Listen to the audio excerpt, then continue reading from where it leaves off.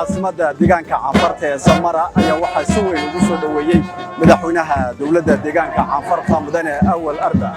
ujeedada safarka madaxweynaha ayaa waxa ay tahay in markaasi la xoojiyo